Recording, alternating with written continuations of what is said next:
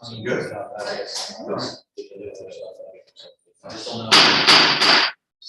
to order this regular meeting of the virtual Borough Council. Please stand and join me.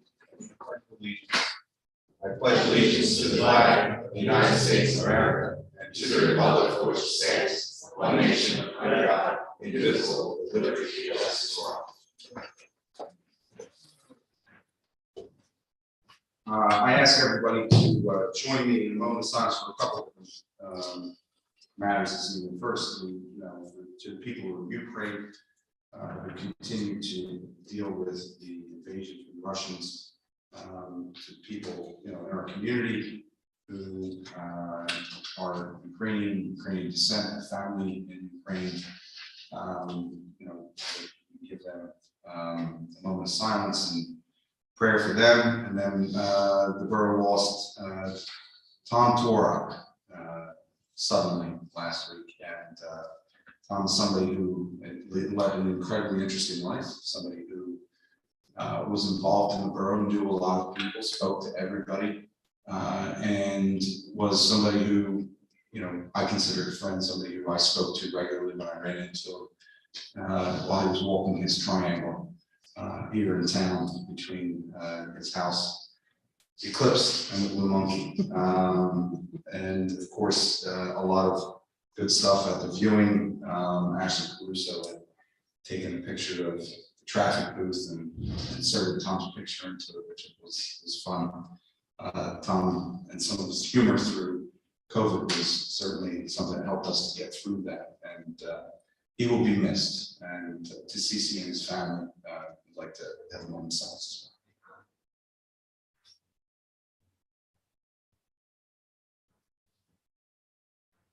Okay, thank you.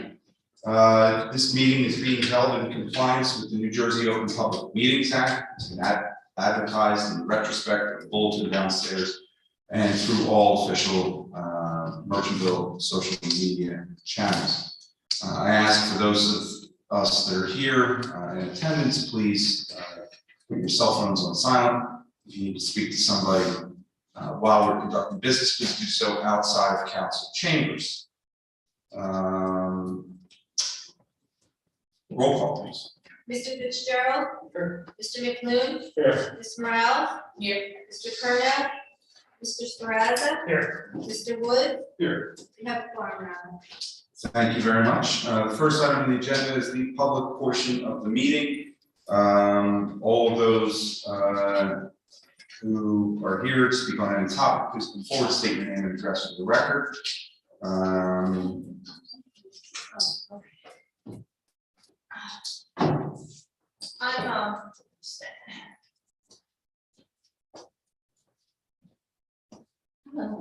Hello.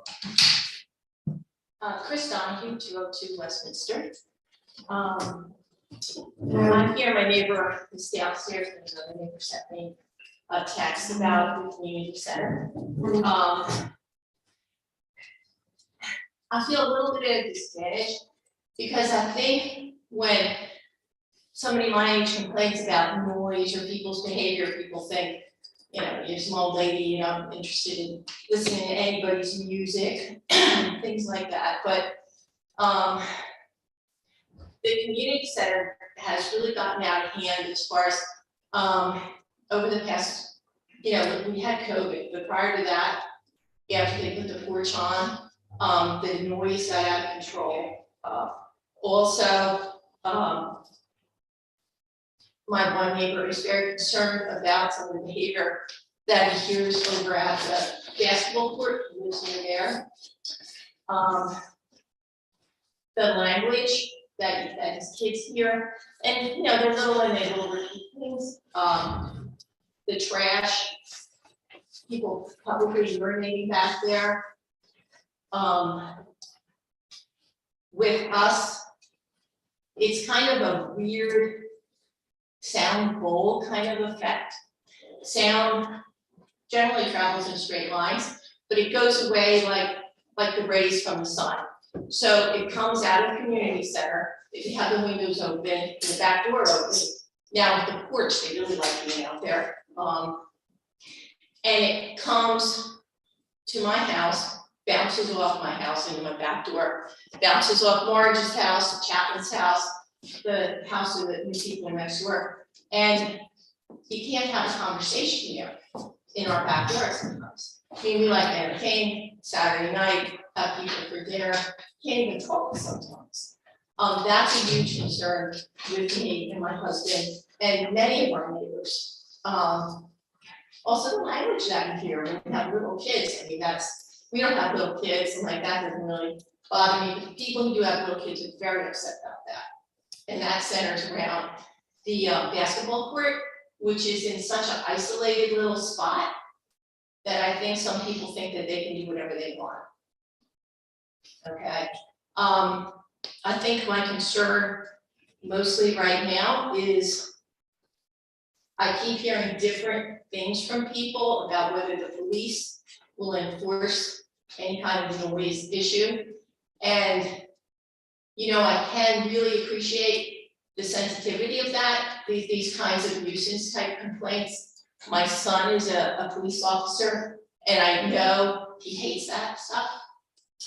But you can measure sound and make it something that's measurable, okay?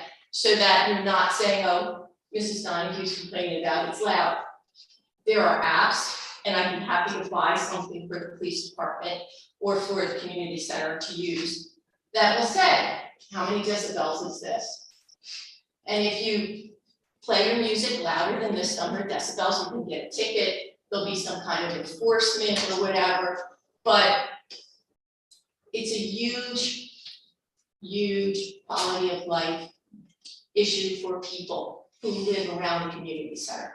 The noise is bad, the language is bad, the trash is bad. Marge is gonna bring up something else. It's like living next to a really terrible neighbor right now. There has to be some kind of consideration for the neighbors around the community center. And keep in mind that that sound does bounce. It's almost unrecognizable sometimes as actual music, but you can feel your body vibrating. If I wanted to, one time, I had to go down in the basement to make a phone call because in my own kitchen, I couldn't be heard. That's really, you know, and then people's response sometimes is, well, it's just my party, it's just my wedding or whatever. Keep in mind for us, it's every Saturday or every Sunday. And yeah, it's done at, what is it, 11 o'clock, 10 o'clock. But my husband and I both work. The weekends are ours to enjoy. And is it gonna be every Saturday for us? Every Sunday, our whole weekend? We can't enjoy the nice weather and go in the backyard. I respectfully ask that you work something out that's enforceable with the police and measurable with sound, so that it's not my word, this person's word, or whatever. And then I will read, if you don't mind, Lou sent me this text and he asked me to bring this up because he couldn't get here. He said, I would go, but I'm getting trash thrown in my yard again, along with the loud swearing. And by swearing, I mean N-word. Also, a couple of weeks ago, I saw a guy at the basketball court urinating on the golf course, on the fence, and a girl walked by with a kid in a stroller.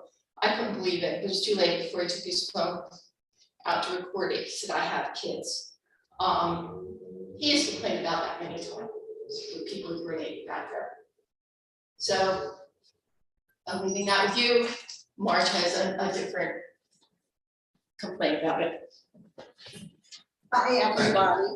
Well, I second everything she said. You know, I've lived here for, it'll be 40 years in July. Can you just give your name and Oh, address for I'm the sorry, record? That's I've okay. done this before. Margie Marks, and I live at 200 Westminster Avenue. So when we first lived here, there wasn't much going on at the community center, and it was just a nice, quiet neighborhood. But now that there's lots going on, and I guess bringing in revenue, sometimes the the parties are kind of wild. And as she said, the music, it just pounds. And sometimes it is later, isn't it 11 o'clock when it's supposed to end, is that correct? You have to be out of there by 12 o'clock. Oh, 12, okay, I thought it was On the 11. weekends. on So Fridays. it does pretty much like if we wanna have somebody over for dinner, it kind of does ruin a lot of our weekends. And sometimes it ruins trying to get to sleep, and I did think it was 11 o'clock. Okay, I'm glad I know it's 12. That still doesn't help me getting to sleep or enjoying my weekends. So it's a problem. And when we first bought there, it wasn't a problem, so it has become a problem. And I think Chris's suggestions are good, but I also feel like maybe the people having the parties, I mean, I guess they have no clue. You know, I don't think they look at our houses, I don't think they realize it, but if somehow they could be made aware that this is a neighborhood, it's not like at a country club set in a large space, it's a place where people live. And that's what makes it so tricky, I would say. But you know, I don't want to rain on anybody's parade, I want them to have a fun party, but it's you know, kind of a give and take situation, and I think everybody concerned needs to realize that it is a pretty large neighborhood, actually. And we get the brunt of it because we're right there, but I think everybody in our neighborhood shares in the problem. So that's the one thing, but the other thing, it's a much smaller thing, but it is bothering me. There's some kind of truck or something, it's like a metal It's a stage. box. It's a stage. That's a stage? It's a mobile stage. Mobile stage. Is it gonna be there forever? Well, it's placed there to deter the light, actually, that was shining in on the Donahue's property, so that's why it was placed there. It's behind her garage, I don't think it would, It's, it's just. yeah, it's just behind my Or garage. anything like that. Yeah, so I don't know, it's really ugly, and it's just, it just seems like some big box with no purpose. And I would really like to request that it be taken out of there. Yeah. I mean, it's, Then I can't It's see an how eyesore. that would possibly do anything to alleviate the light shining into our it's backyard, just, because it's not behind my backyard, it's behind hers. It's the first time I've heard Yeah. of concerns. well, now we're concerned now because the weather's getting nice. Sure. And we want to be outside, and you can see that from my driveway. You're And gonna it's open the just- stage right there and clear the music into your yard. No, I'm kidding. That wouldn't be much worse than what we're already dealing with, but no, I mean, it's just an ugly metal box thing, and I didn't know what it was for, and I thought somebody had maybe just parked it there or something, so. It doesn't seem to be an appropriate place to store that. I don't know what the original reasoning behind it, if it was indeed to block light, It just but looks I don't. unattractive. Yeah, we'll work with them to have that moved to somewhere else that it can be safely stored. Okay, thank you. I would appreciate that, and anything you can do about the community center noise, any effort would be appreciated. Thank you. So just to address a couple issues, one, I know that the police department's aware of all the issues down there, both with noise and with the behavior of individuals there.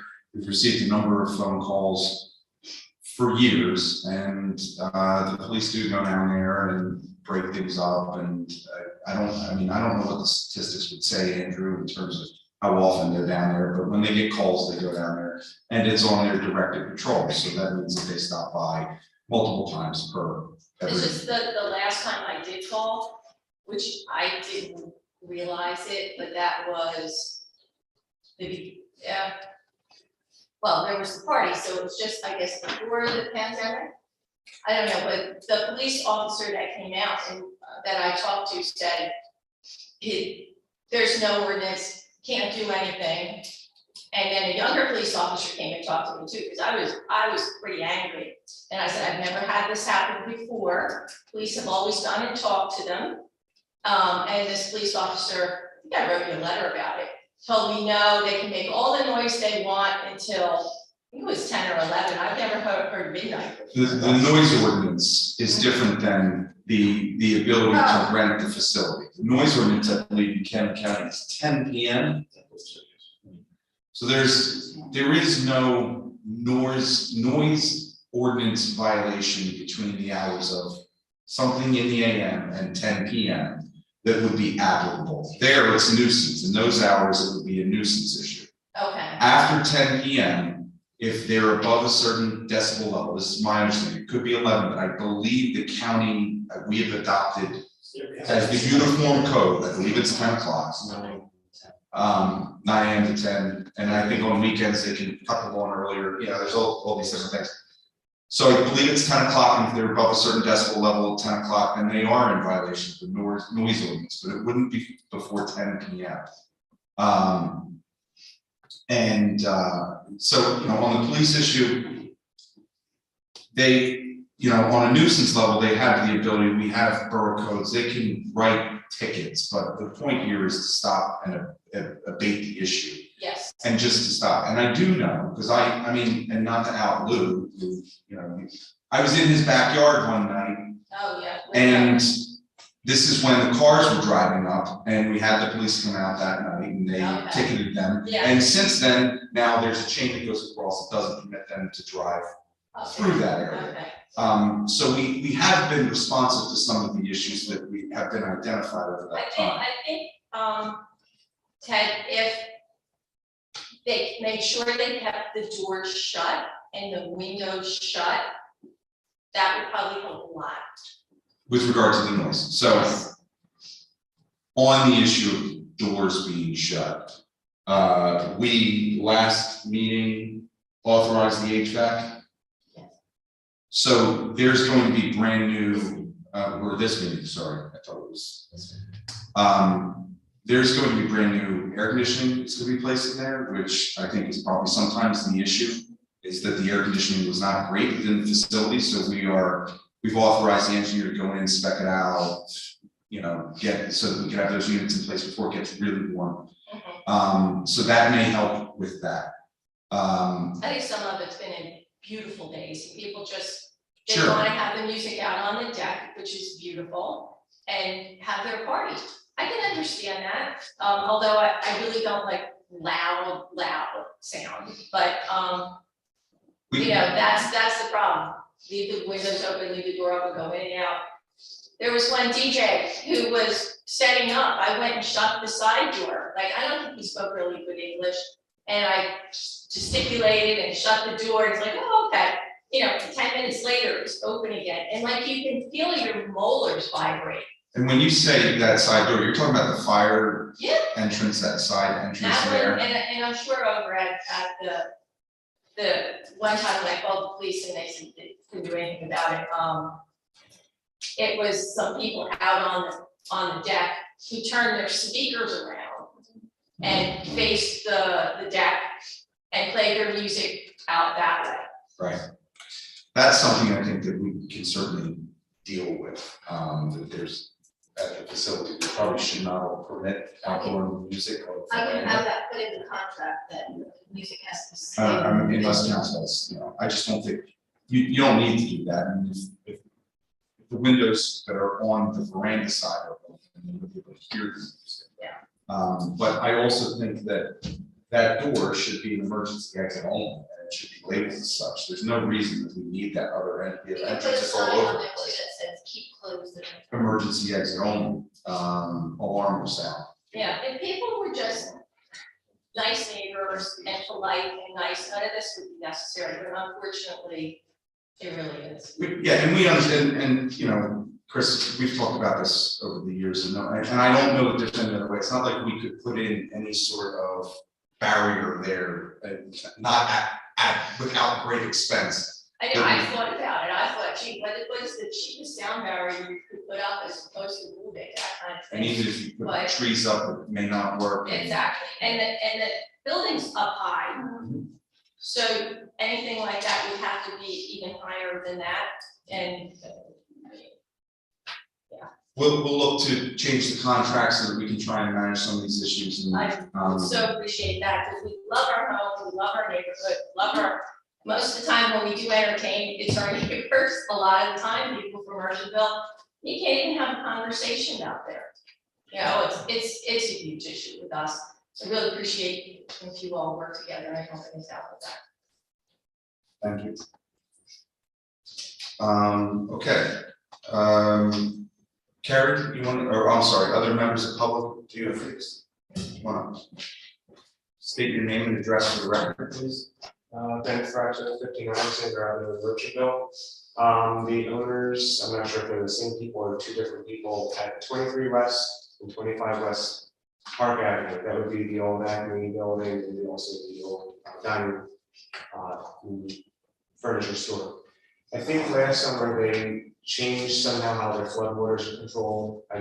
They used to probably put curbing down there that would keep all the floodwaters from coming to my neighbor's house and three neighbors' houses on Alexander Avenue. Our backyards have been regularly flooded with all rainwaters. It used to be only like if it was excessive, but now it's just any rain.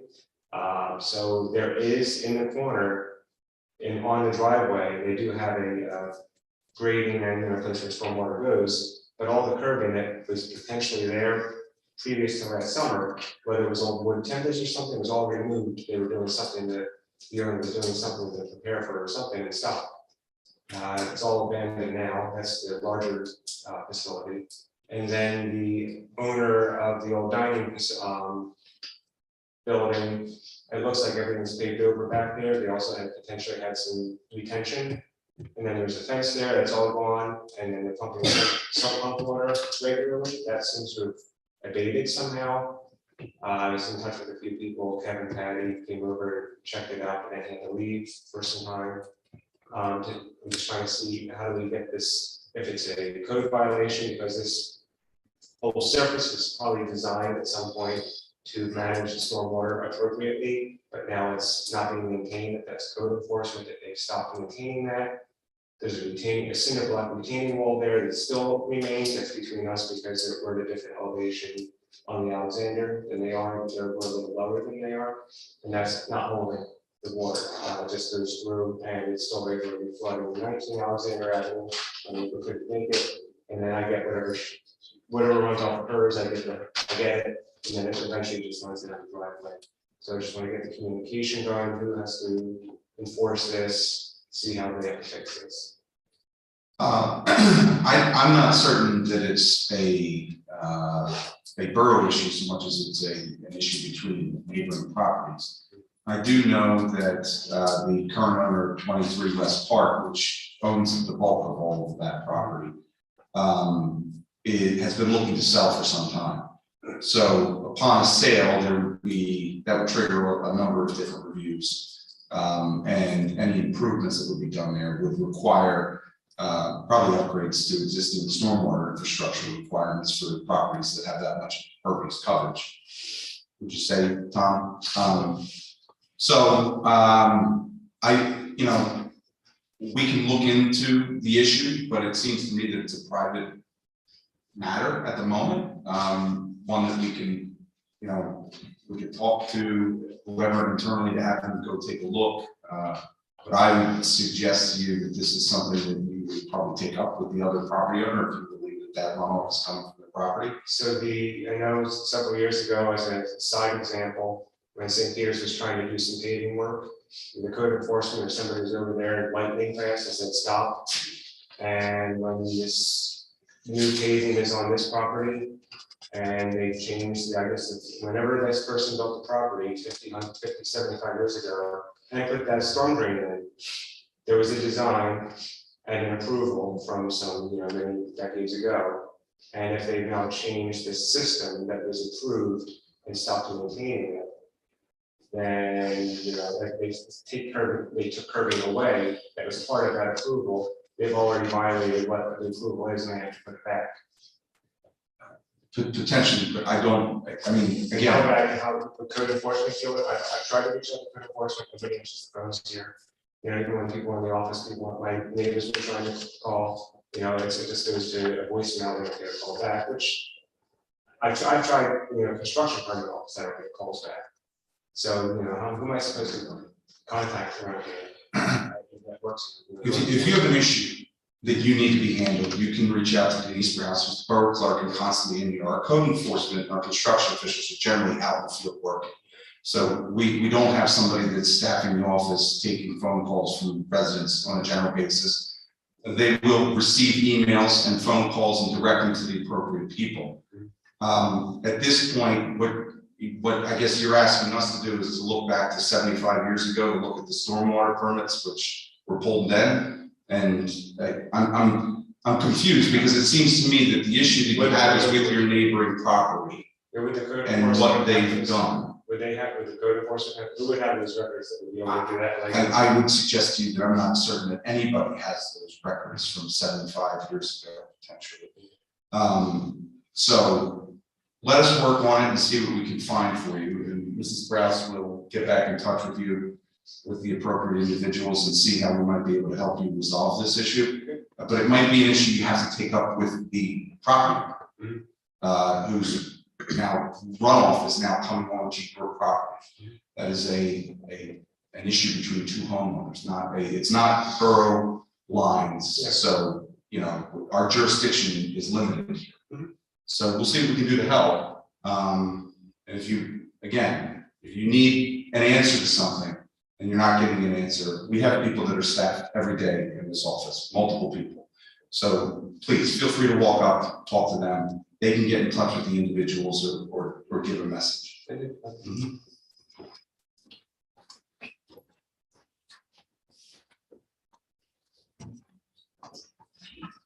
I was going to have Kerry come up next and make her presentation. Any changes that we would have to make before approval, we can do that. Want to stick around, you can, but I'd rather be able to present. Okay, I see that you have some overall plans, but I have a enlarged version and overall version. Color for you. So I'll try to refer this on. You can see most people can see it from there. So Kerry, for the record, this is the green team, This is incredible. Incredible Avenue, And okay. American Legion, yes. and American Legion, and this has to do with an item on the agenda seeking approval this evening for the healing garden at Borough Park. Correct.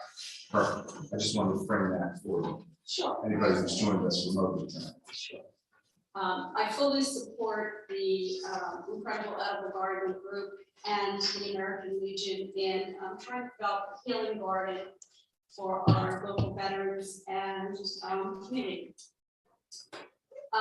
Incredible Edible Garden and the American Legion approached me. I have a passage agreement with architecture, so I can provide some suggestions for design, and that's why they came to me, and I'm happy to share my expertise because I support the project. We considered various locations, but settled on Wellwood Park because already it has a natural connection to the veterans and is centrally located, and the park itself is dedicated to the veterans. The location we chose is, let's see, south of the steps from the memorial and east of the, yes, well, it's actually kind of opposite those steps and north of the playground. So toward Maple Avenue from the playground and east of the memorial, there's an open space that takes the serpentine shape, and healing gardens, all gardens are healing, but healing gardens in particular, when the layout is such that it allows one to wander and reflect and introduces sights and sounds that are peaceful and seating. It helps veterans and others who might suffer from emotional, physical stresses. So the serpentine configuration was chosen because of its balance and reflecting properties. And 3 categories of plants were chosen. The larger on the perimeter for screening to screen it from traffic and the playground. Playground sits over here. Myrtle Avenue sits up here just for orientation, and these are existing paths. The second category of planting is low shrubs. They define the space but don't screen it, make it feel like it's walled in. And the third category of plants, and the scale that is detailed on the plan that Andy has, are flowering shrubs and flowering perennials, drift roses and gumbo azaleas, and Physotia, a pretty perennial, and butterfly weed, which are mostly native plants. And we selected native plants because the hardy, all plants, it could be a cactus, require watering to get things established, but native plants require less watering in the long run. So this is the configuration we selected, and we hope you will support it. The funding is not in my ballpark. You might talk to American Legion and the Incredible Edible Garden about that, but I provided some estimating on what I think the materials would cost. Also, the green team, pretty much, and we haven't formally voted on it, but I think the green team is moving toward also using the bench that they earned in the last donation of plastic, the trucks bench, into the garden itself. Do you have any questions about the design? Do you know what the rough costs would be for the project? The materials for planting topsoil mulch are about $1,600. The concrete, I don't have the concrete pricing. I think Denise is going to pursue that. And we are trying to source volunteers. I've talked to the garden club. We're going to meet. I mentioned to the garden club. The garden club is meeting on the 29th, and I hope and believe that we can have a group of people willing to do that. And it would be wonderful to have the veterans involved too. And I think that is our hope, because not only can we use it, but also just in the act of planting, their seedling. What's the timeline on this? I'm not sure, I don't know at the time. Well, the first step really is the concrete, because concrete defines the space. So it would depend on the concrete, and if the project needed to, I believe Jim indicated you have maybe $2,000. So if it really is a 2-phase program because of the limited budget, I think it could be done in 2 phases if need be. The first being the concrete, because you couldn't put the plants in without it being, you could, but it would be a struggle to put the plants in without it being defined by the pathways. And then the second phase being the planting installation. So it could be broken into 2 phases. Council, any questions? Any questions? This would be the ball fields over here, so this would be over this area. So the ball fields, it is northeast of the ball fields. Dan, if you are coming from Browning Road. Yeah. And you're moving towards your house and you come in and enter the park at that corner of Little Linden and Maple. And you walk right past where this is. Stage would be to your right. Look at it like this, and it makes more sense coming from Maple Avenue. Yeah, sure. On this. It's closer to Myrtle than it is to Brown. Yeah, this is Myrtle Avenue, this is the path coming in from Maple Avenue, this is heading, this is, Closer to Browning. Closer to Brown. Yeah, this is on the Little Linden side. To the right here, Linden. That's what I thought. Linden would be on the right side if you're holding it. this is the Veterans Memorial. Right. We're this way, And Myrtle Avenue is this way. correct. And if you were to go out there today, these little plus signs indicate existing trees. There's actually already a circle of trees there. There's an existing picnic table and there's an existing bike path. So you can see this is sandwiched between that existing bike path and there's also an existing bench. So you can kind of set up what's existing there to see this area with the Memorial being just Sure. this Okay. direction, Hampton's that way. It's a non-ball. No, it's not even close. Let's take the word, thanks. No, it's basically between where the I think I. play area is, children's play area and Maple Avenue. Yeah, it's And almost on that same line, Yeah, It's all meant to- right, yeah, that's what I say, it's Linden is right there, it's right next to Linden. yeah, it's What we used almost, to call the Borough there. it's almost on Yeah. the north, it's almost Yeah. there, on the Yeah. northeast corner. Tennis courts, playground, healing garden, Maple Avenue. Really opposite the memorial, so it really relates to the existing memorial. One of the thoughts I had, and I had brought this up before council discussion, I kind of just acquired kind of pattern. We lost either 4 or 5 trees to the end of last year. To have those, there's a couple tables and all that stuff that are kind of like, I'll call them one of the islands. Do you have any use for those? Because I was asking what the feasibility to move those are, because there's like 2 or 3 picnic tables, there's 1 or 2 benches, and they're just sort of lost now. Yeah. Because they used to have shade, they used to be sort of covered area. I don't know if there's any use or any thought, because I just noticed that there's just a lack of utilization now.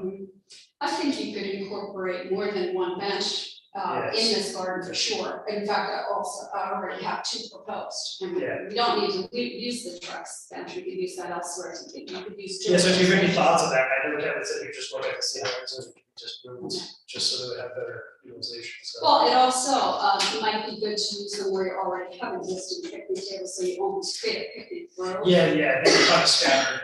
Mhm. Yeah. And people picnic as an individual family, but they also like to picnic Yeah. collectively, so it might be good to have an area where you have some. Yeah, so if you have any use for those stuff too. Okay. And see if there is any use. Council, any other questions? Looks like it, I mean, council forward with approving this evening conceptually, and then we'll get some ideas about budgetary timelines and things like that, so, thank you. Thank you.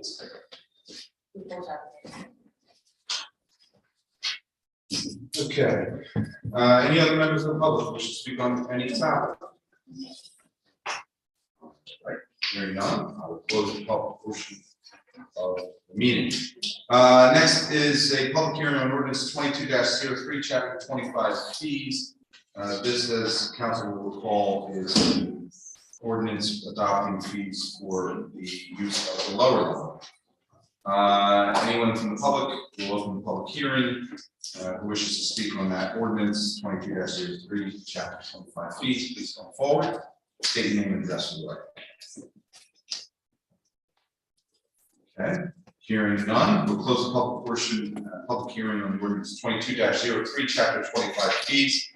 And we'll move into the adoption of ordinance 22-03, chapter 25 fees. Do I have a motion? Second. Motion, Ms. Morales, second, Mr. Woods. Any discussion on the ordinance?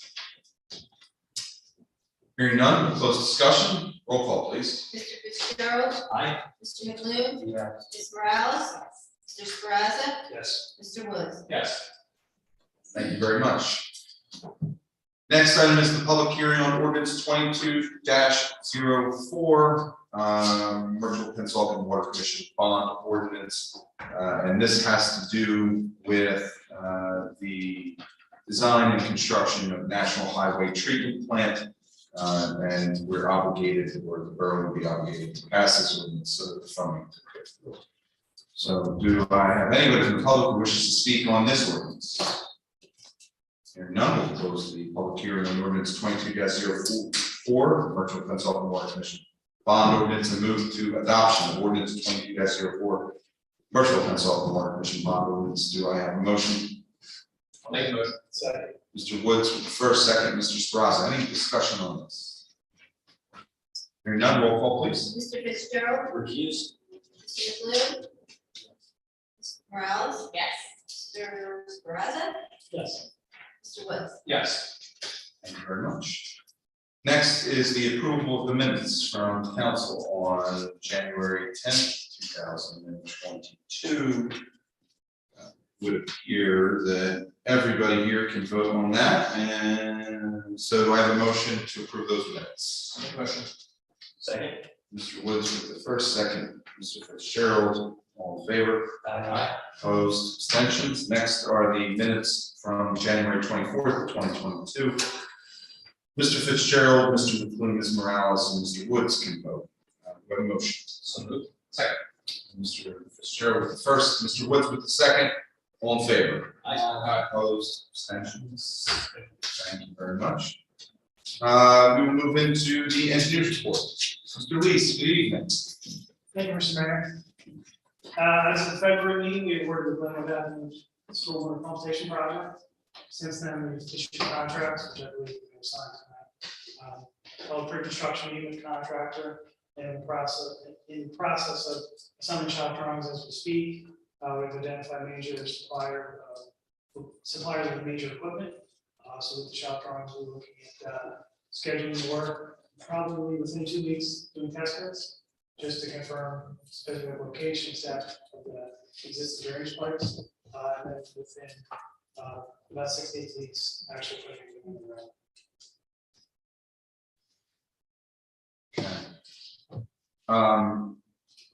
Mr. Irizarry, Mr. Rivera.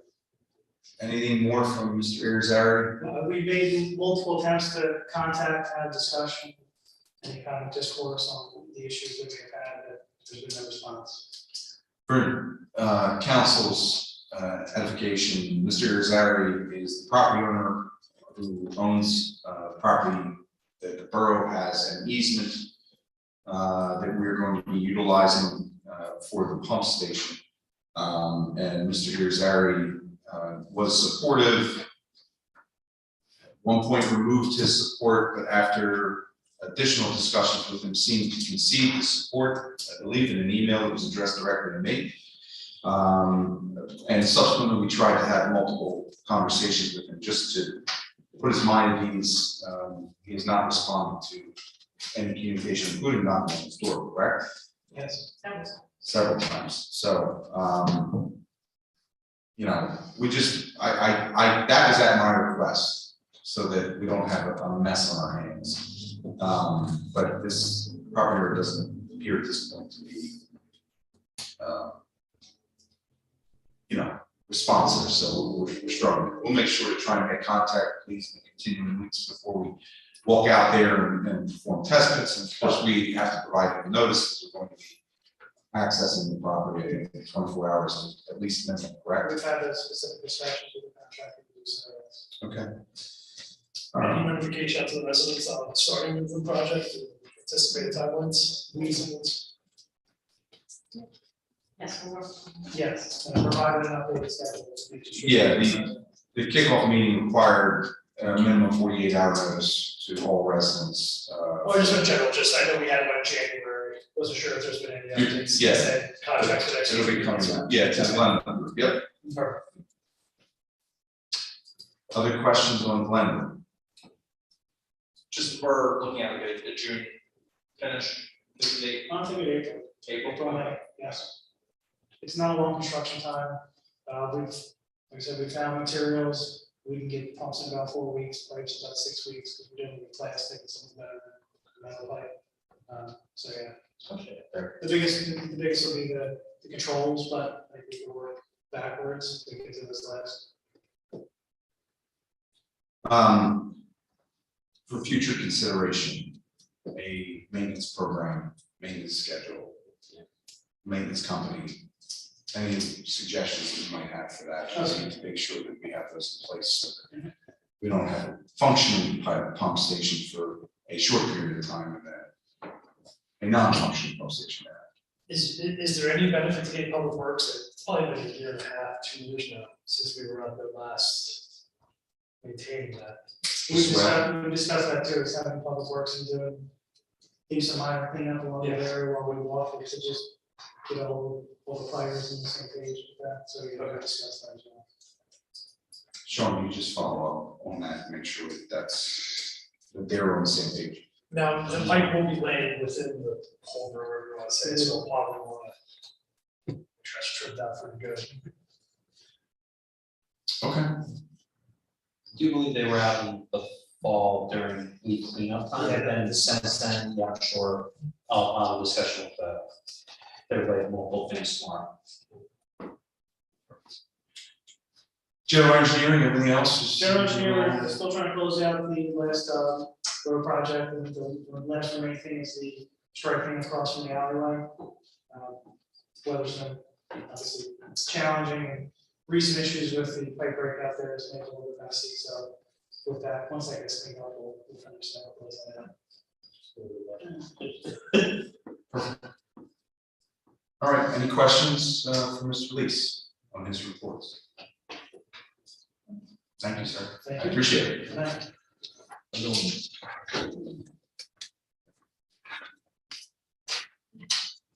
Okay, correspondence. Any correspondence? No correspondence. Council reports, Mr. Woods. I really don't think we'd update at this time. Okay. Mr. House. I have attended the diversity committee meeting on Thursday, March 3rd.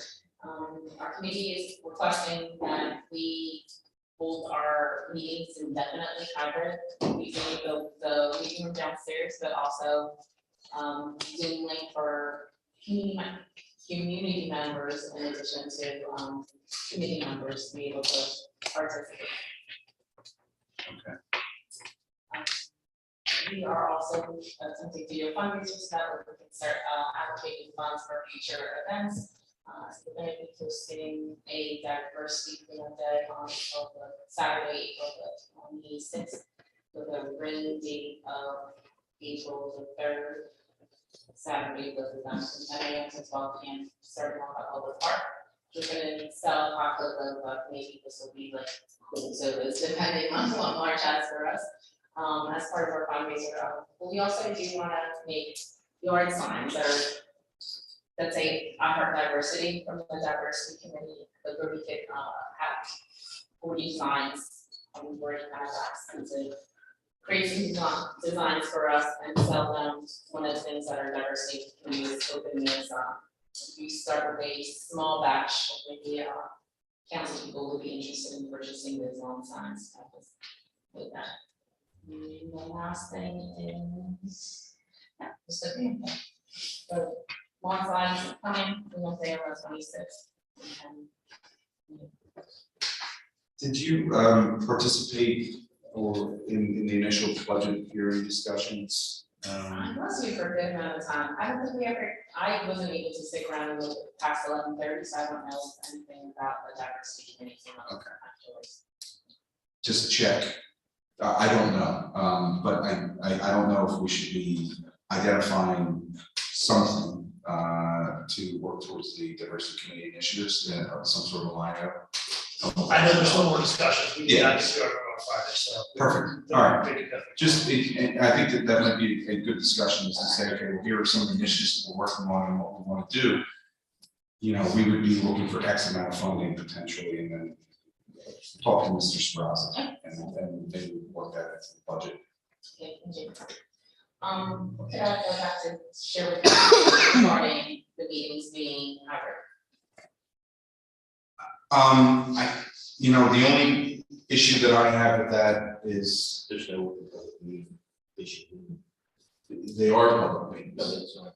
I mean, they're not taking action. So, our legal counsel here is saying, no problem. So when you talk about taking action, I think we're voting on things, just the people that are in our committee that are present at the meeting. I would say, it's more of an advisory board, right? So, as an advisory board, there's less concern about the need to be in person, and I believe that's where you're going with this, right? This body has to meet in person, we believe, because we believe that there's no, without the public health emergency, there is no mechanism within the state government and the laws of the state of New Jersey right now that permit you to attend remotely via video conference. And I agree with that legal interpretation. But we take action, we spend money, we do all types of things, we encumber, funds, we act on behalf of the borough.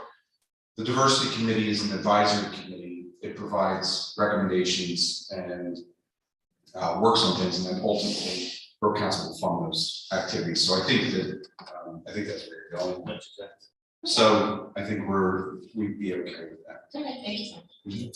One question, are you allowing the public to participate through the Zoom? I mean, That's what we wanted to do, so on Thursday, we have a very nice woman, her name is Christina Byer, and she wants to host, she's a Black female, she wants to hold discussions called China Conversations from a Black Girl.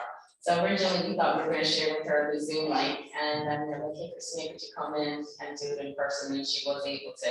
So we want to leave it open for the public to come, or if it's easier for them to attend the Zoom meeting. yeah, I mean, the one thing I would advise is somebody's gonna have to be monitoring that, like, throughout the meeting to see if somebody's trying to participate. With you. Like if they're raising their hand. Yeah, yeah. Okay, so we'll put that on, maybe our assistant chair can do that on that on.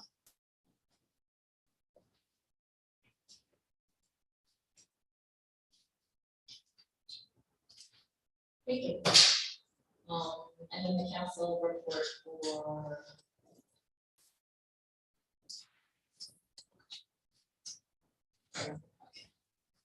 The money turned over for the borough for the month of February for the cases was $8,230.16. Cases added equals 182, 192 cases were disposed. There was a money increase of money turned over was 16%. Okay, thank you. Any other questions? Good, I think we're good. You're good? Will you be able to, I think, check on the calendar? Yep, I'm good. Make sure practice schedule's good that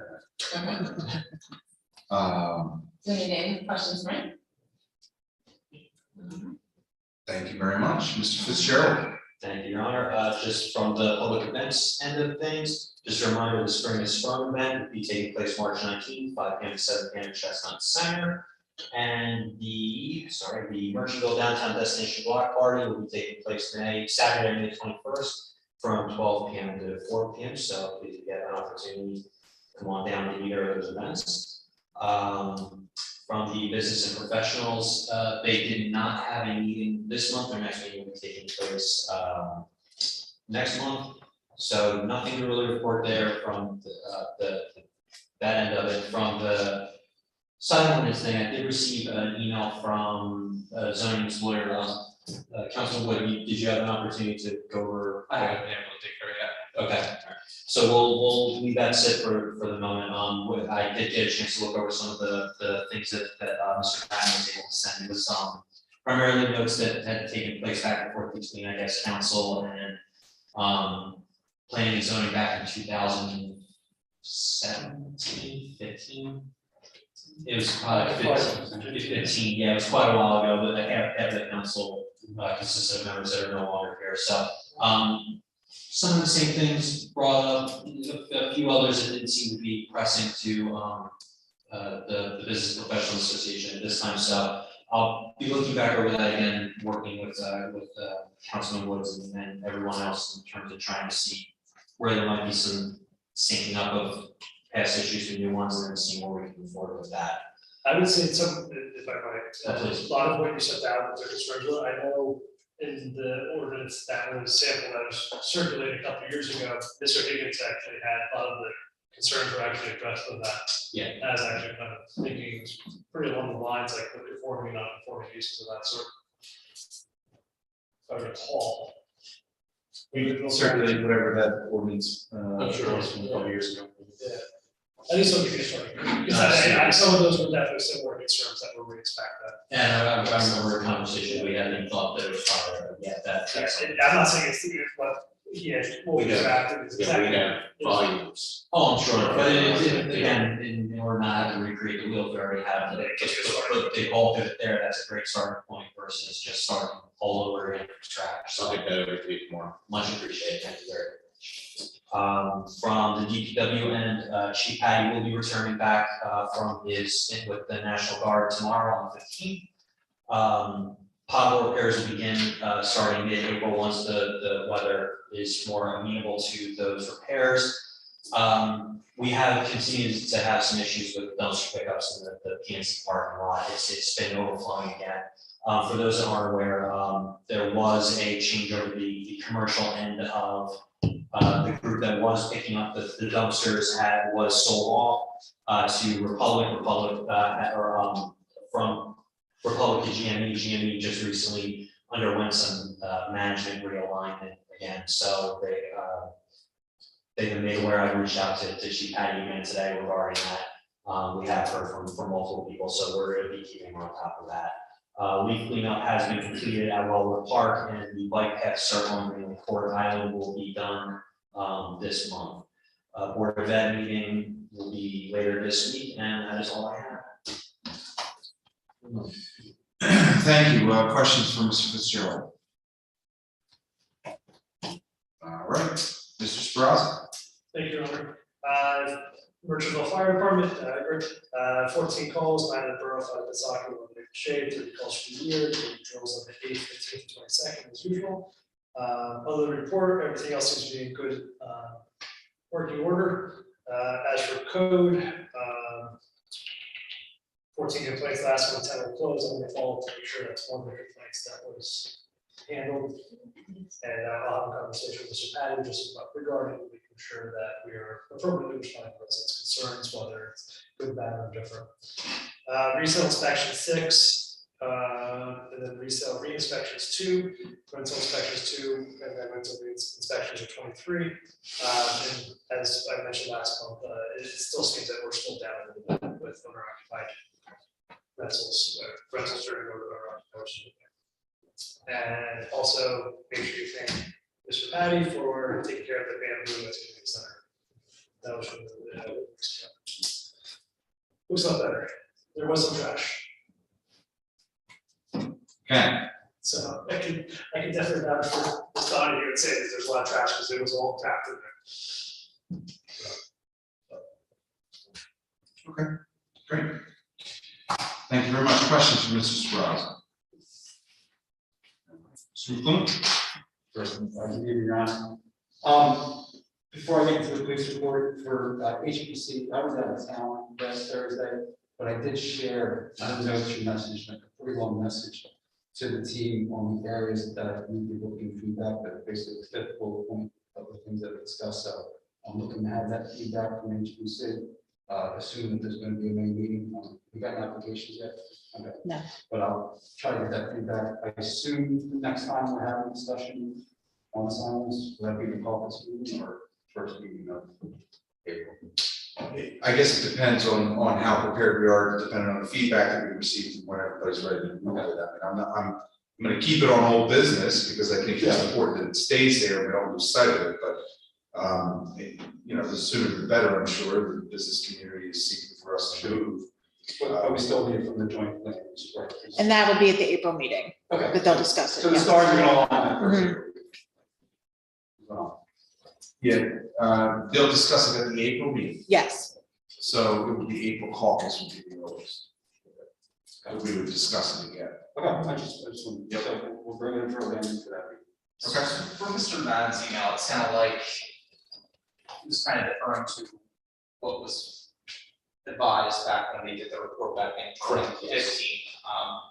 Would we be able to move based on that report? As far as I'm concerned, we can draft whatever we'd like to draft. It's up to this body to put that together, put language together, move things around. We would refer that to them because of the zoning portion of it for their review and comment. Or we can ask for feedback if Mr. Madden is essentially saying, hey, our prior recommendations remain. That's certainly a starting point. So I would work on whatever the ordinance is at this point and see what we can do. It's really more of a requesting feedback type of situation, and then we draft the ordinance. We would definitely refer it to the land use board for their approval, or not approval, but acknowledgement and concurrence with the basis of what we put together, so. I'm thinking having a concrete proposal to put before joint land use would probably be more helpful than saying, what are your thoughts? That, I think, you need feedback from the bodies that are reviewing this to see what are the constant issues that we're dealing with, so that's HPC. They're the ones that review the signs, right? So they'll be able to say, well, here are the issues that we constantly deal with. People are constantly asking for X, Y, and Z. Here's what we might feel comfortable budgeting on, here's what we won't, you know, that sort of feedback. You compare that with what the business community is seeking, you compare that with the feedback we get from the joint land use board. This body puts together a draft ordinance that tries to manage a lot of those issues, and with our own opinions, because we're the governing body of the municipality on what the vision of the borough should be with regard to signage. And then that gets thrown together and the witch's brew and pop down to the joint land use board. So, yeah, whatever council wants to do, I know you guys are working on this, you know, it doesn't have to go to them. I would suggest that going to them twice is probably, you know, not a waste of time, but it's not necessary. I mean, I like to see what Mr. Higgins has as far as the ordinance that we had previously considered, and see if that's something that we can move forward with and look forward like. Thank you all. Police for the month of February, 1,111 incidents, of which 91 are considered positive engagement with the community. There were 176 traffic summonses, 4 parking tickets, 22 arrests, and 1 DWI. I am happy and pleased to report that Sergeant Talarico was released from the hospital care on February 18th after a 2-month battle with illness. He was home, recovering, and doing well.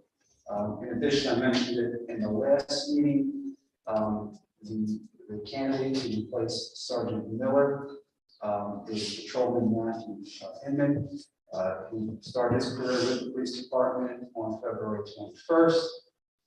He will be going through training classes and a field training program for 2 to 3 months under the guidance of Sergeant John Klein. And the last thing to mention, I always like to highlight the training. I think training is very important in this day and age. Just real quick, Patrolman Beach did weapons awareness. Patrolman Queen did domestic violence investigations in February. And then our chief did 3 important topics: preparing for the unspeakable, ethical decision making, and ethics for New Jersey local government employees. And that is all I have from the police department for February. What's that first one? Edge buttons. Preparing for the unspeakable. Are you going to elaborate on that? How many hours is that? 2. I would call We've seen a lot of that last 20 years. any questions or other comments? A lot of comments, but just keep those to ourselves. We're all go through that. Remain unspeakable for the rest of the season. Okay, thank you very much, Mr. McQueen. That will close our council reports. We'll move on to the clerk's report. Mrs. Browse. I only have software training will continue and be completed by April 13th, so that our software will then be able to be administered throughout the borough. But the volunteer event and the ACON are both listed lower on the agenda, but keep in mind that they're coming up. And sewer billing has gone out, and with the sewer billing, we sent a newsletter, so I hope everyone got to see that. And all I have. And photos. I have everybody signed up at this point for the photo on March 28th. And if you sign up with me, I will send you a reminder invitation. Perfect. Okay. Council, please be sure to touch base with the departments that you manage with regard to the software program. If it's going to be completely, if they're going to be completely finished training on April 13th, It will be important then that we do a rollout publicly, and that the public is aware of their ability to do business with the borough. So, I just want to make sure that everybody is on board and ready and willing to use it. Because there is no other choice. That is how we will conduct business. And it will make us a better borough for it. Instances like Mr. Fratto earlier will be much more infrequent because the system will allow for these sorts of discussions to occur via online. And they'll be logged, and we'll be able to run an audit trail to see when a response occurred or if it did. And that will allow us to hold our staff accountable so that we're responsive to the people that we serve. So my frustration there is not at Mr. Fratto so much as it would be to the idea that we were not responding.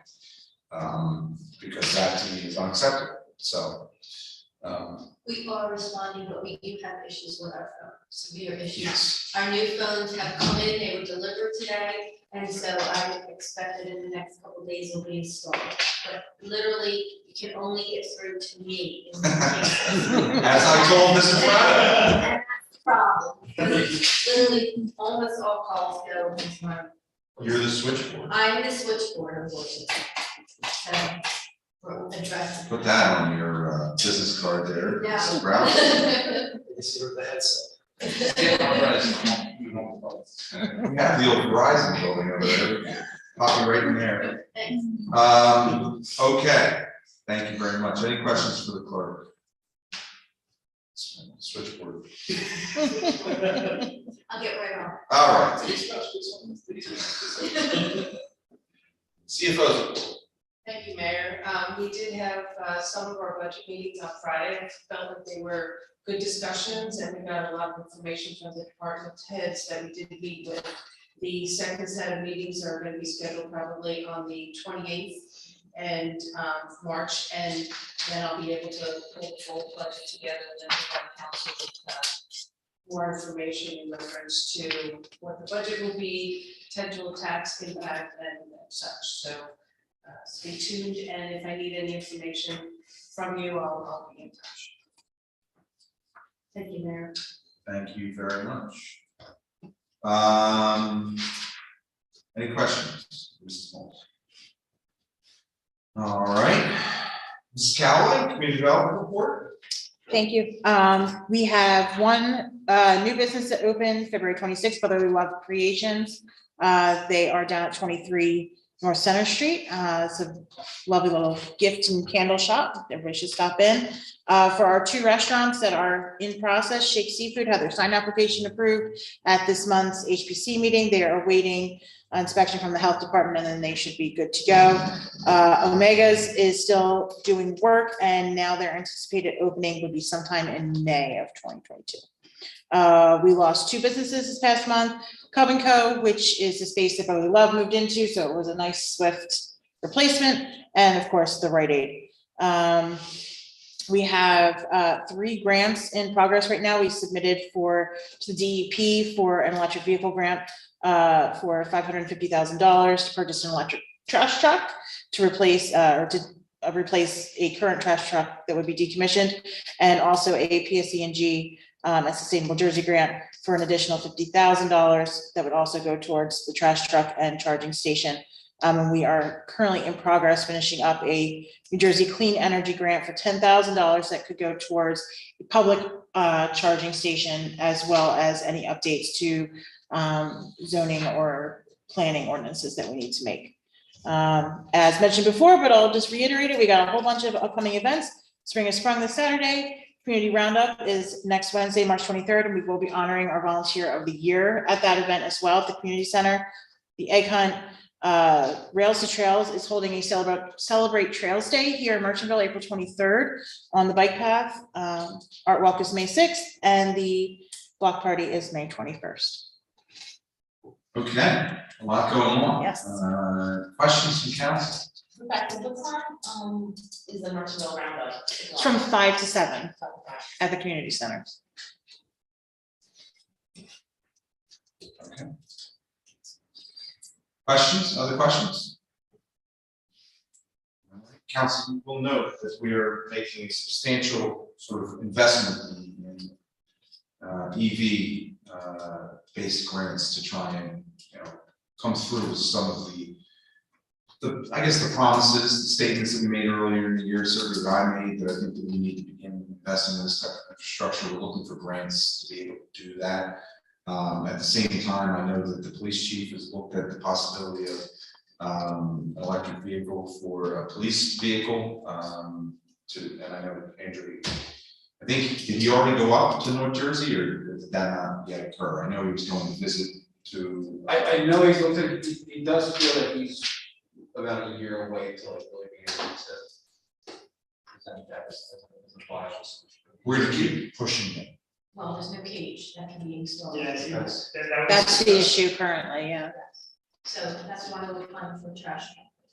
No, I get that, but I want police vehicles. Trash trucks, police vehicles are presumably our biggest polluter, and our largest expense when it comes to gas, and vehicle maintenance on an annual basis. And electric vehicles will, well, certainly reduce gas, certainly better for the environment, and will, from a maintenance perspective, there's no oil changes, there's no nothing, there's really not even brakes if you utilize the vehicle correctly. So if you use it correctly, you're right. So, I mean, those sorts of, that investment may cost more upfront. Over time, we're going to be able to recoup it, so. Yeah, that came up during budget discussion, surprisingly, I was, I was shocked that the cost was very comparable to the combustion engine. It's more comparable than you think. Yeah, it really was, especially with that, he did just, the only concern you mentioned was just the cage, it could, transport everybody. Right. So There's other vehicles. we'll see, and look, the electronic vehicle or the electric vehicle market is expanding. With Ford coming out with the Lightning, it's only a matter of time before they have an SUV that is going to be in the market. Ford, of course, is a well-known police vehicle, state contract, manufacturer. So I would imagine it won't be very long, but I want to be. I think it's the financially prudent, it's the state sustainably prudent, initiative. So thank you for continuing to work on that, everybody and our staff. And if you see things along those lines, Borough Council, let's push. If it makes sense for us and it's something we're looking for, let's push. Let's be on that cutting edge. All right. Old business. Glenwood Pump Station project already discussed. TAP grant update. Continuing moving along. There's no real update this month other than still on projected timeline for construction to occur in or around spring, summer of 2023. So there will be a stakeholder meeting that's going to occur probably this spring. I know that we are still waiting for some approvals at a statewide level. So we'll see there. Redevelopment area update. I am cautiously optimistic that we will have something to update at the next meeting. In fact, possibly presentations and/or documents for approval from the Borough Council. Things are moving along, but we're getting to like a real serious point now where numbers are going to start flying around on an actual redevelopment there. I've had a number of meetings with individuals who are interested in the bank as a restaurant, and a number of meetings with individuals who are looking for infill redevelopment in that redevelopment area that will supplement and complement the TAP grant, and with construction schedules that are all aligned with it. So spring, summer 2023. We're working on getting that stuff. I believe that it will be in a position to be publicly available by the next meeting. If not, the caucus meeting, certainly the first meeting in April. So we're trying to move forward to get it, make it as real as possible. I would expect at least by April 8th, what's the date of our meeting? April 11th, that we would probably be appointing or seeking the appointment of conditional redevelopers for both the bank and for the other redevelopment area. So fingers crossed, some good concepts and things. So unfortunately not able to publicly put things out there yet. I just did as much as I could. So it's an update. We are moving and there is real interest. Parks and playgrounds plan at this point. Any update from last time we met a couple weeks ago? No, we posted the job offer for the code director, with a couple applicants, like the whole open follow up 1 more week and start with the listings. Okay, perfect. So we'll probably, if not, what's our timeline to have somebody in-house or at least engaged so that we can begin the program planning, which would begin what, to June 22nd-ish, or excuse me, July. Yeah, June 27th, that Monday. And this month and the next month, by Easter, I would say. Okay, so if it was something that we made a decision and filled the position by April 11th, I would think that we, yeah. Perfect. that's what we'll shoot for then? Yeah. All right. Project status table, council, we have it here, it's publicly available, it's a document that's out there, these are all the projects the borough is working on right now in various capacities. And again, I ask you to take a look at it, if you think that there are changes that need to occur or updates that need to occur, please advise Mrs. Browse.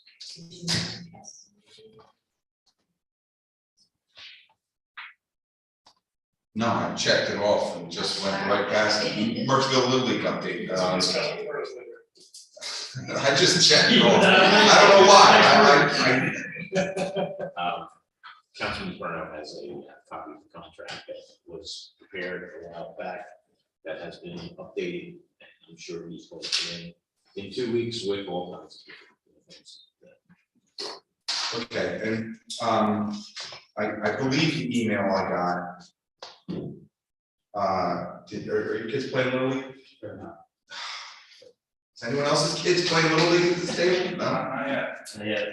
I believe the email that I got said that they would begin practices at the end of March. I'll look. You did get an email, even if you're, yeah. It was from Mr. Coates, right? 1 second. Here we go. Welcome. Coaches should be reaching out to the roster of players by the end of March. Opening day is April 23rd. So I would imagine that we're going to end up with probably the first week of April is when we're going to need to have the use of the facility. So let's push. I know that Mr. Perno is out for most of this month for various other obligations, but let's push because I really think we owe it to them to have something in place and approved it March 28th. So, bamboo ordinance. Yeah, so the last communications that I had with Councilman Perno, thank you to Mr. Hayes, he had passed along an updated ordinance that he wanted everybody to take a look at.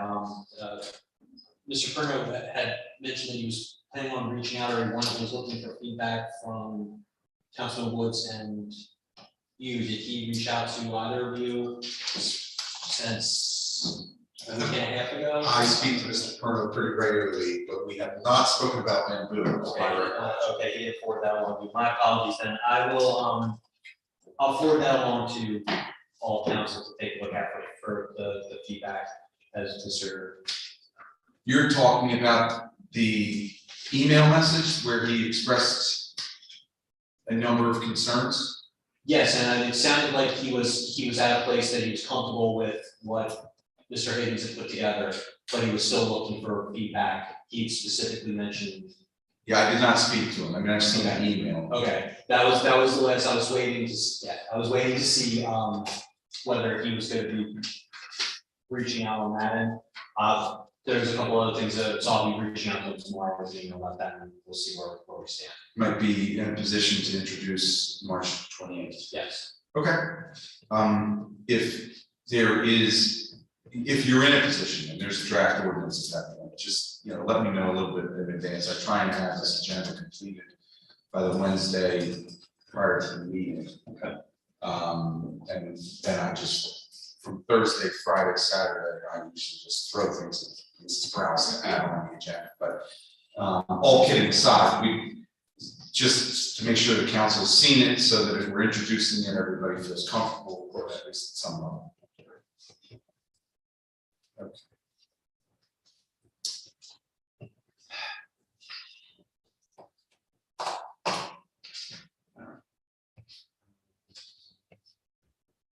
On to new business, discussion. Merchantville Gala. There was a meeting on Thursday with the Gala committee. I understand that it was short, sweet, and went well. Yes. And that we're off and running a little bit. What do you need from us at this point? Sponsorship. Sponsorship.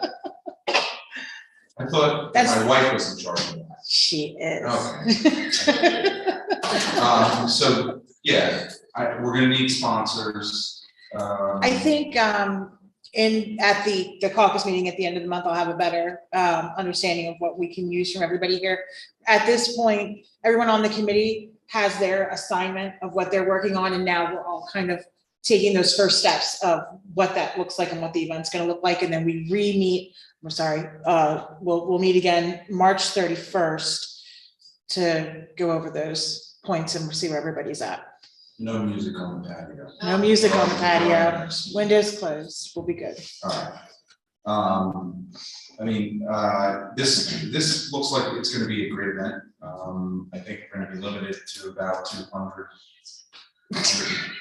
people.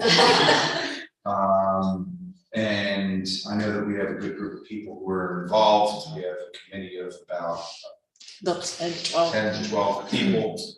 And this is the kickoff of sort of the 150th.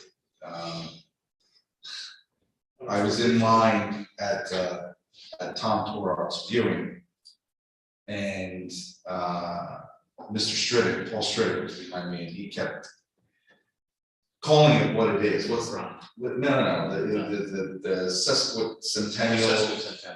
And I said, I just called it 150. But I know that there's already a lot of good vibe about this, a lot of good energy, and so if you want to be involved, if you can be involved, please, Rebecca and Denise, the two people who are sort of running the point with the committee, and I'm sure they'll be in touch with you if they need help. Denise, perhaps. This was very quick. Unless she wants to. Anything else on that? All right, so expect a call. Okay, we have, am I in this fashion show?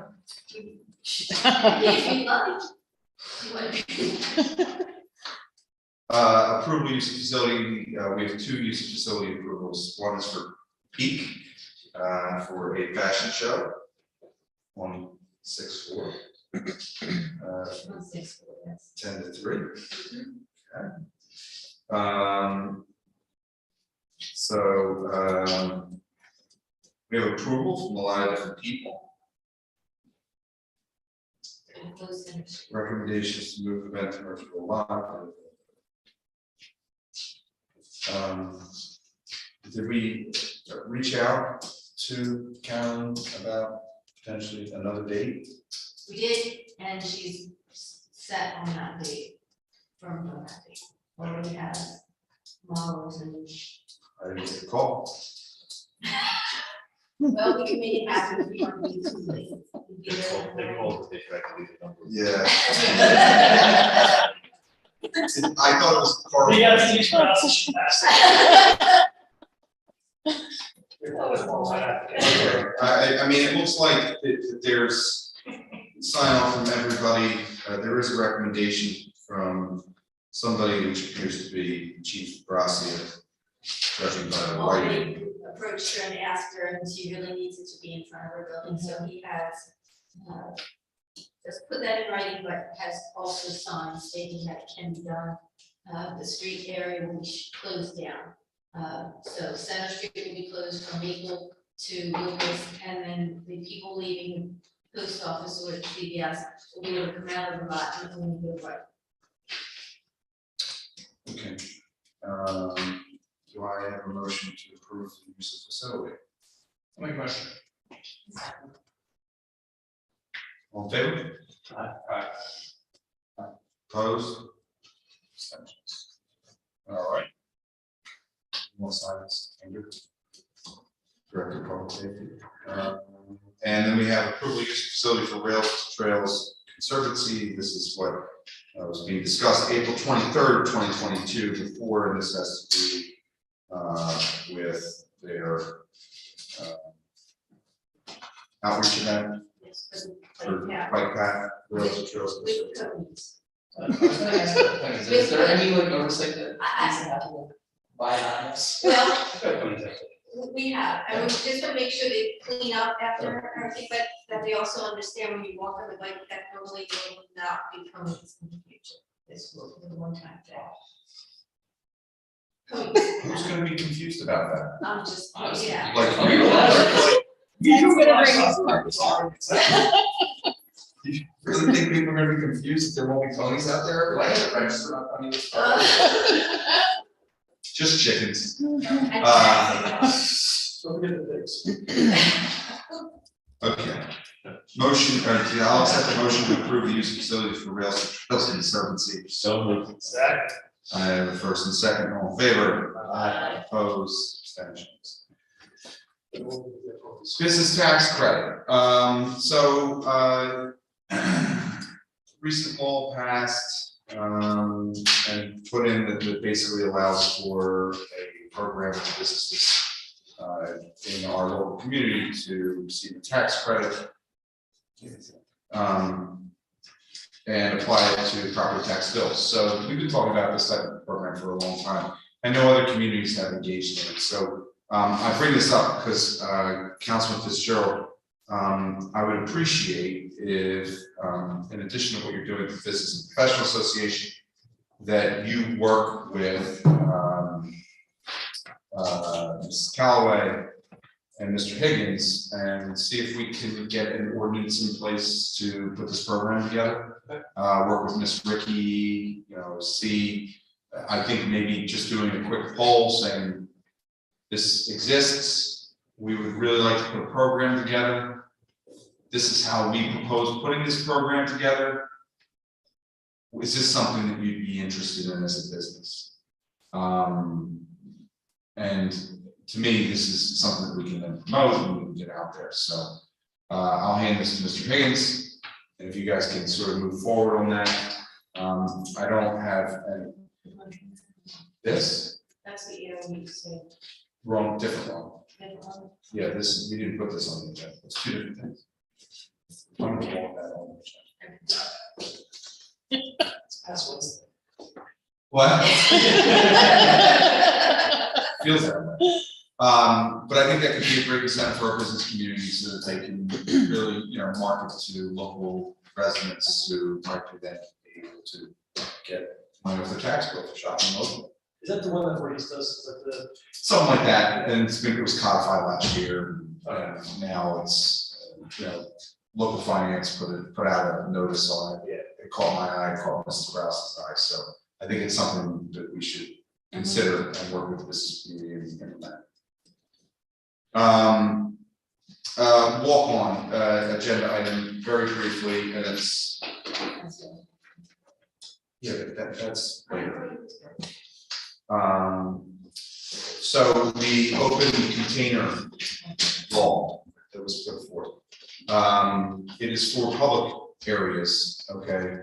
And so really the way that I look at it right now is, we really only have the downtown business triangle that we could probably include in that, and any of the including the Murphyville Mile area.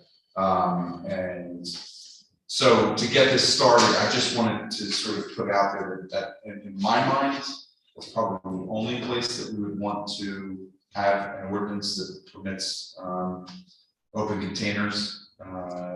It's in the downtown, it's what we consider to be, the area where most of our events are held and will be held in the future. So I wanted to get council's feedback on that, if they thought there were other areas in town that they thought that might be, appropriate. I just can't think of any other part of the town. Maybe if you extend over across the street a little bit. How does this impact, and this one I'm certain about, how does this impact, Chestnut?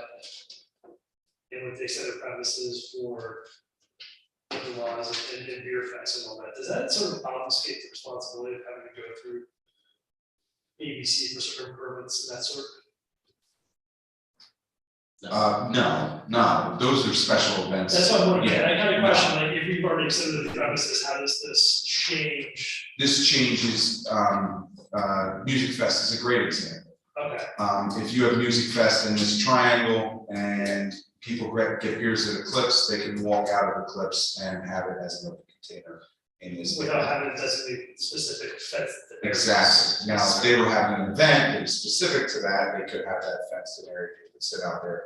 But this would allow you to take a growler, plastic, go out. We suspended this for Music Fest last year, when we moved it to Center Street. So it would be that sort of thing, where you have the fence outside, allowed to bring open containers. So let's say that the vision that we've established for here actually is achieved, and you have maybe some live performance venue out there.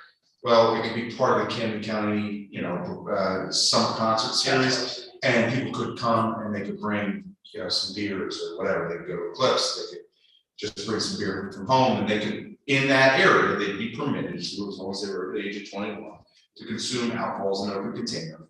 Public drunkenness laws and things of that nature would still apply.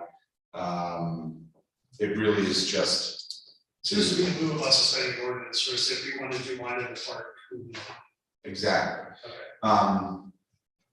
So I don't know that, and I considered Wellwood, but I don't know that that's appropriate, maybe on an event by event basis. Yes. I think that this is probably, because we hold so many events there, it's probably a more appropriate area. Now, I put that out there because the process requires us to have a public hearing about this.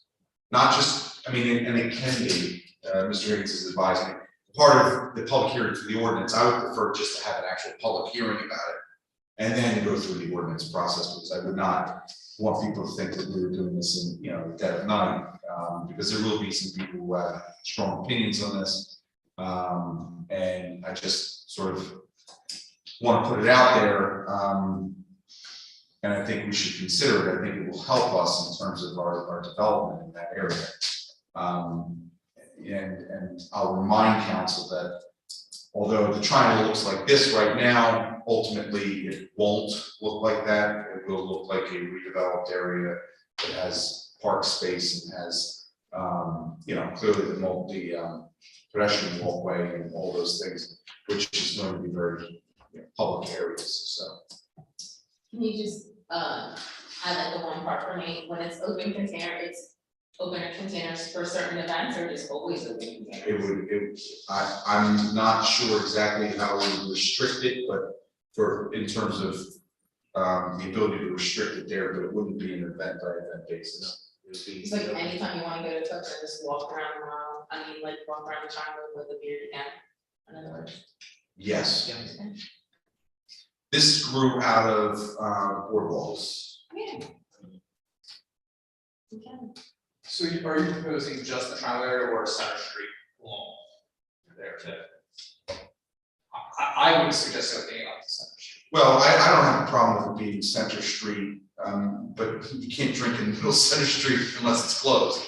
So I don't have a problem, But, you know, if we do sidewalks close, along yeah, businesses, like, sure. that we're- I think that's fine, I would even extend it over into the gazebo I area. was just a little about to bit. say, gazebo for Blue Monkey. and- Yeah. Yeah. That would be my thought process, but if absent any other ideas about other areas, what I would ask is that we're gonna do something a little bit better than this. And set a public hearing date, let's get an ordinance in place, I know that there was a lot of stuff, I think April wasn't Yeah, it's not a problem. applicable until April. And get a draft ordinance out so that we can move forward with this, because I do think this will help, particularly with some of the development. And from a timing standpoint, I think you might want to consider having a public hearing in the August meeting if you're intending to introduce it at a regular council. Right. That way it doesn't look like, so it's not a real public. If there are other thoughts about where that should be, or other areas that you think, I think that that's the most appropriate, probably the only appropriate place in town. Again, it has to be public space, so it can't be, we can't grandfather and say, oh, your property, you can have it, they can have it, but theirs on the property. Mostly. Would it be possible, Mr. Higgins, for you to kind of, do a little summary of where we can restrict, how we can restrict in your interpretation? I'm thinking times, time of day, We can, you know, I'll put something. like what, like this week day, I had to extend this and, you know, whether we decide, you know, I am thinking of locations, you know, could it be event by event with us having to do an ordinance instead for each separate event, so if we decide that there's a community center or something along those lines, I'm not saying I have an opinion one way or the other. Something maybe we can keep our resolution versus ordinance in the future, if that's a possibility. I don't know. I'm trying to give simplicity from a governmental standpoint that, you know, we had to suspend an ordinance, is that, you said that's what we did the music fest? That's what we did in the past, basically, we have Which would a take 2 weeks. resolution to suspend an ordinance that you basically place the map on and show the area where you're suspending the ordinance. Because I would think that we would want to do other public spaces, doesn't mean it's in effect, but that we could put it into effect, given certain circumstances. Sure, I think. So I'm thinking Gallup, for example, so say we want to put the community center, but we want, without having to do some ordinance that gave sort of the parking lot area or something like that, I know. Earlier discussion tonight aside, if we were to do something in preparation. I think those are more case by case situations where we would suspend if requested. That's why I was kind of weighing that if versus suspending versus doing something that would allow permanent process or notice process. I'm not there yet, but. Yeah, I don't know if it would be frequent enough to, I think it was like something we were doing weekly, like every weekend. Yeah. It would make sense to do it that way. Well, I but also it's like this every- kind of doing defense every week. How do you, how do you know how many people right with that? But I'm not there yet, so I don't, it's more just. From my reading of the law that we passed, there wasn't any restrictions on like capping the times, but I don't know if it is prohibited. I wouldn't want to be misconstrued that if we said level for hypothetical situation that even if it's included within an ordinance, it's not in effect, and I wouldn't want them to be confused by this, so. The ordinance itself was very non-restricted, which is very open-ended, Yeah. but it always defaults back to the other controls you have for time and not the dates. Right, just like any of the way we control, you know, how, when retail establishments can do, of course, you can put reasonable restrictions on any ordinance that we put in place, we just have to figure out what exactly that is that we want. I think it would be difficult to craft an ordinance that would say only for events of X or Y. So I just think we have to get to a place that we all feel comfortable with, if that means Well, I also. anytime after 5 and before, 11 p.m. Friday, Saturdays and Sundays, or, I wouldn't look at it that way, but you get what I'm saying. 100%. Okay. All right, Healing Garden, seek approval for the Healing Garden project at Borough Park. They are not seeking funding from us at this point. There is some funding that is already dedicated through the Incredible Edible Group that they were provided. But otherwise, they're just seeking our approval of the placement. Council, any additional discussion as we discuss this during public session? Okay, I'll accept the motion to approve it. I make a motion. Second. Mr. Morales with the first, second, Mr. Woods, all in favor? Opposed, abstentions. Okay. Resolution to be read by consent agenda. Does anybody want any of these to be removed, consideration separately? And we're adding resolution 2245, which is resolution for the application, the grant application for the electric charging station. Everyone okay with all those? Okay, we'll move to the consent agenda. Resolution 22-40, approved co-op for infrastructure facilities program for Cherry Hill. Resolution 22-41, approved engineer for special projects. Resolution 22-42, change order number 1 for open space grant at Borough Park. Resolution 22-43, dedication by rider. And resolution 22-45, authorizing application to the New Jersey Clean Energy Program for a grant application for electric vehicle charging station. Do I have a motion to move those? Second. Mr. Sprouse with the first, second, Mr. Woods. Roll call, please. Mr. Fitzgerald. Aye. Mr. McLean. Yes. Ms. Morales. Yes. Mr. Sparrowsett. Yes. Mr. Woods. Yes. All right, on to the financial reports. Oh, you have a copy? It still has to sign. So I would like to make a motion for resolution 22-44, which authorize payments of bills totaling $2,177,539.52. On behalf of Councilman Inferno, kind reminder that 1.5 million of that goes to education. Second. I got a motion, Mr. McClune, second, Mr. Sparrowsett, for payment of bills, resolution 22-42, roll call. Mr. Fitzgerald. Aye. Mr. McLean. Yes. Ms. Morales. Yes. Mr. Sparrowsett. Yes. Mr. Woods. Yes. Announcements. Volunteer recognition event, March 23rd, as Ms. Callaway mentioned earlier. We have the egg hunt, April 16th, and the gala, June 4th. I believe by mid-April we'll have tickets and stuff for the gala, and it will be publicly advertised. Yes, we're shooting for tickets to go on sale April 18th, right after Easter. It looks like you're missing D. Patrick's Day. Oh, my goodness. That is an announcement. It is this Thursday.